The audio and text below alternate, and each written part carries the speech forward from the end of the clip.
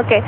Saya menanti tanggapan Mas Rey sendiri Ya, terkait dengan pertama begini ya, soal hak asasi. Kita setuju bahwa setiap warga negara itu harus diberikan hak asasinya. Itu prinsip fundamental yang nggak boleh diganggu gugat ya. Tetapi selalu saja memang perdebatannya adalah apakah hak asasi itu kemudian melegalisasi semua hal terjadi dalam forum-forum atau dalam aktivitas-aktivitas kenegaraan kita. Faktanya kan tidak. Sebagai contoh misalnya ya, mengapa ex-komunis tidak boleh menjabat di Republik ini? Kita membatasi hak asasi mereka. Mereka padahal sudah dihukum juga kan asumsinya ya. Bahkan kita udah, meskipun di konstitusi kita mengatakan bahwa mereka yang menganut hak paham komunisme itu salah begitu. Tapi itu kan tetap pertanyaan. Mengapa orang kok berpaham komunis menjadi salah gitu lagi kira-kira. Nah yang kedua adalah soal usia misalnya. Mengapa harus calon presiden itu usianya 35 atau 40, nanti mungkin akan dirumuskan kembali lah. Tapi intinya adalah ada pembatasan soal itu. Seolah-olah orang di bawah 40 tahun tidak berhak untuk menjadi calon presiden. Lebih mampu ya. Jadi itu selalu ada. Nah, kenapa kita mengkhususkan soal korupsi ini juga dikecualikan dalam konteks itu? Pertama tentu saja karena sanksi, bukan hanya sanksi secara fisik ya, yang mereka sudah alami selama 5 tahun atau sebagainya begitu, tapi juga ada sanksi yang lebih berat dari itu. Bahwa siapapun yang berkhianat kepada bangsa ini memang dicabut haknya, hak-hak politiknya gitu. Karena nggak mungkin pengkhianat didudukkan di tempat yang terhormat. Ya harus diingat bahwa meski ia sudah pernah menjalani hukuman. Hukuman itu kan fisik ya. Ada dua kan sebenarnya di situ yang jadi masalah. Pertama, dia mengambil uang orang lain. Itu kan sama dengan perampok biasa. Dan oleh karena itu dia dipenjara. Tapi ada unsur lain yang tidak sama dengan perampok lain itu. Apa itu, Pak Rey? Dia mengkhianati kepercayaan publik dan berkhianat kepada bangsa ini. Dia sudah digaji, diberi fasilitas oleh negara untuk menjalankan semua aktivitasnya, bahkan berkelebihan pada tingkat tertentu. Ya mohon maaf ya, seperti DPR yang toiletnya saja 2 miliar misalnya sebenarnya. Nah ini bagian dan cara berpikir sesat. Sebentar, saya luruskan dulu nanti karena ada penelpon. Selamat pagi. Ya, selamat pagi. Iya, dengan Pak siapa? Dengan David. Oke, Pak David silakan ingin ikut bergabung bersama kita. Iya, oke.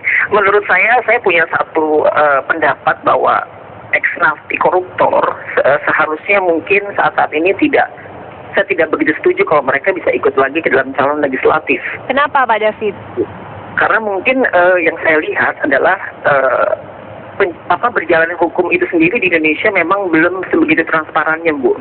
Karena kalau kita lihat banyak kasus korupsi yang akhir-akhir ini begitu timbul dan tenggelam begitu saja, dan ini membuat kepercayaan publik terhadap ex-napi ini menjadi belum begitu baik ketika mereka akan ikut kembali kepada calon legislatif lagi gitu loh. Meskipun sehingga dia sudah divonis atau dipenjara. Kalau memang sudah berjalannya hukum di Indonesia ini sudah begitu benar baiknya, maka ex-napi pun akan bisa kembali ikut ke dalam calon legislatif. Tapi persoalannya hukum Indonesia masih belum. Kepercayaan publik, ya. Oke, baik, terima kasih Pak David. Ya, baik. Kami ingin menyimak juga komentar di Twitter, apakah bisa ditampilkan rupanya. Tadi saya melihat sudah banyak sekali ya kawan-kawan yang berkomentar melalui Twitter. Ada sebagian yang setuju, namun ada juga yang tidak setuju. Ini komentarnya di Twitter, ini dia. Berarti dia punya semangat korup yang tinggi, ada yang mau pilih. Nah ini kita akan membahas usai membacakan tentang Twitter ini. Ya ampun, emang Indonesia miskin ya, sampai-sampai kekurangan caleg juga. Nah itu, sekarang gimana? Gini Mbak. Ini agak sesat, man. Oke, seperti apa? Tolong tulisannya tadi bukan koruptor saja, tapi seluruhnya. Karena gini. Tapi kita mungkin sekarang wajar kalau kita akhirnya menyorot ke koruptor. Kalau konteks isu yang ada di sini, kalau Anda mau buat isu baru namanya koruptor boleh masuk atau tidak, mari kita diskusi. Tapi kalau konteks RUU ini enggak, ini kejahatan akibat putusan MK yang sudah dikabulkan. Jadi jangan dibengkokkan. Nanti bengkoknya sama kayak toilet DPR 2 miliar itu enggak ada itu. Itu cuma 9 juta harganya. Enggak jadi akhirnya itu, Mas. Lu enggak, maksudnya itu kan informasi sesat itu. Saya mau tidak membayangkan cara komunikasi politik yang kemudian bombastis kan tidak boleh. Saya ingin mengclear, kalau nanti bangsa ini tidak setuju, saya oke. Undang-undang boleh memasukkan. Khusus untuk koruptor tetap tidak boleh. Umpama seperti itu. Tidak apa-apa buat saya. Maka cara berpikir kita menjadi ada konsensus nasional yang mau dicapai, dan nanti seluruh penegak hukum juga harus warning. MK kalau Anda gugat juga Anda jangan kabulkan. sayangnya hari ini tidak ada yang membicarakan itu sumber problemnya dari mana. Sumbernya dari putusan MK. Sayang kan? Tapi karena MK hari ini masih menjadi gadis cantik gitu, yang masih baik, maka problem ini nggak pernah dimunculkan. Munculnya dari sana. Nah, DPR ini hanya bagaimana kita mengakomodasi dari hasil putusan itu agar undang-undang nanti ini sesuai dengan apa yang menjadi keputusan MK.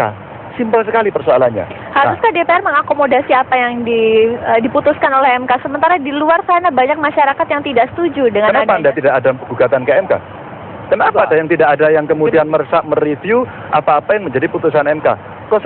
Kasus Kota Waringin Barat, contoh, itu diputuskan gugatannya ultra petita. Jadi gugatannya diputuskan melebihi tuntutan. Lalu kemudian dieksekusi nggak bisa, dibakar.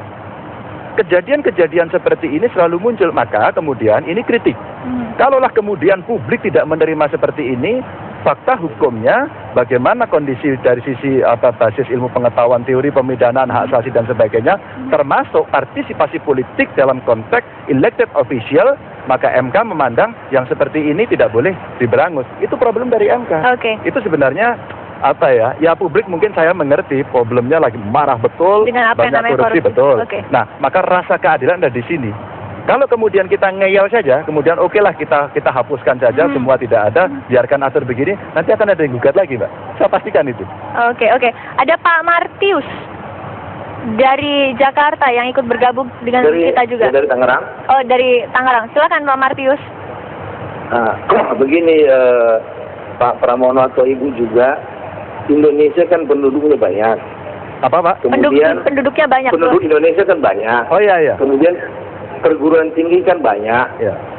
Akan dididik juga masyarakat Indonesia yang sudah melakukan korupsi, udah itu dihapuskan aja, nggak usah pakai pejabat apa-apa, karena kasihan juga masih banyak penduduk Indonesia yang muda-muda, yang udah sekolah, udah kuliah, yang mampu bisa untuk mengelola negara. Jadi lebih baik yang sudah melakukan kesalahan, yang merampas hak-hak masyarakat, ya udah nggak usah diurusin lagi, udah dia kerja jadi petani, jadi apa kayak jadi ustadz, jadi pendeta. Ya, yang muda-muda inilah dididik dari mentalnya dari awal supaya menjabat menjadi pejabat. Jadi dari diri ini itu udah benar-benar untuk mengelola negara, untuk mensejahterakan masyarakat. Oke, Pak Martius. Ini Mas Ganjar mau tanya kepada Pak Martius. Ya, Pak Martius. Iya, Pak. Bapak akan memilih nggak kalau ada partai mencalonkan itu? Tidak, Pak. Selesai. Itu, Mbak. Nah, tadi maka ini akan terjadi sebuah sistem nantinya, karena kalau pemilunya nanti dengan surat terbanyak, hukum alam akan terjadi, seleksi akan terjadi, maka dalam pemilu berikutnya katakan 2-3 kali, ini akan terkonstruksi lagi menjadi satu sistem yang mapan, dan itulah sebenarnya kehendak rakyat. Maka kalau besok itu suara terbanyak masih akan berlaku, satu, partai yang mencalonkan mantan napi dia akan berisiko tidak dipilih. Yang kedua, rakyat nanti kalau umpama tetap suara terbanyak, maka dia akan menghitung, menilai apakah dia akan memilih atau tidak. Itu pun sebenarnya risiko yang ada. Mas Ray, tapi analisa berbeda persoalan tentang kemungkinan apakah dipilih rakyat tadi Anda sempat sampaikan sebelumnya. Asal lihat ada dua di sini ya. Pertama, kita belum masuk mendiskusikan soal apakah yang terpilih atau tidak. Itu kedua ya. Yang pertama moralnya dulu. Apakah kita memberi kesempatan kepada para koruptor yang mengkhianati negara ini untuk kembali duduk di jabatan-jabatan strategis di bangsa ini? Itu pertanyaan moralnya. Kalau saya mengatakan tidak. Enough untuk Anda. Karena Anda mengkhianati kami. Dengan sehianat-hianatnya ya. Kalau Anda membuat kebijakan yang membuat bangsa ini tertinggal, itu politik. Anda dihukum secara politik melalui pemilu, gitu loh kira-kira ya.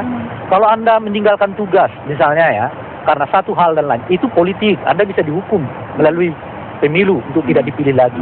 Tapi kalau Anda mengkhianati bangsa ini dengan cara korupsi, Anda membunuh kita semua sebagai membunuh peradaban, membunuh moral, membunuh pendidikan kita ya, macam-macam yang dibunuh oleh dia. Dan tentu saja secara fisik membunuh banyak orang ya, karena banyak orang yang mestinya mendapatkan hak, karena dikorupsi tidak dapat itu gitu loh. Nah oleh karena itu bagaimana kita bisa menempatkan orang seperti ini duduk kembali setara haknya dengan warga negara lain yang tidak berbuat apa-apa, itu moralnya ya. Nah yang kedua, apakah orang yang seperti ini masih akan terpilih kelak kalau ternyata misalnya tetap diperkenankan gitu? Dugaan saya bisa ya, bisa tidak. Karena masih ada yang mau pilih Mas.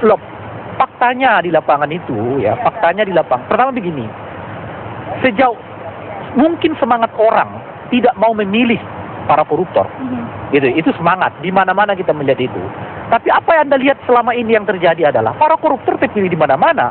Jadi bagaimana kita bisa melihat antara imajinasi yang dibangun oleh publik untuk tidak mau memilih para koruptor itu? Jadi kan fakta-faktanya di mana-mana, di pilkada, di mana-mana, bahwa mereka terpilih juga di mana-mana. Itu pertama.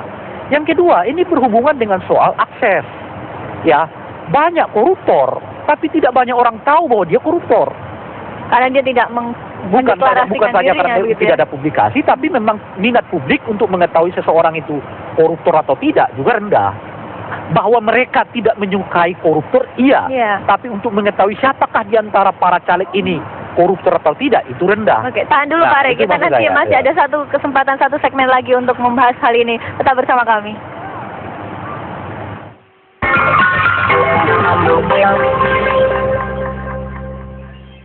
Awas, bahaya debu, sinusitis, alergi, dan